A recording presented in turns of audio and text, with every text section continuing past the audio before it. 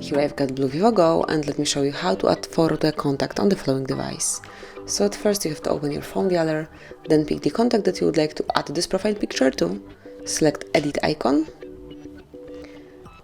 tap on the camera and profile picture icon, and now you can either take a photo if someone is staying right in front of you, or you can pick something from your gallery.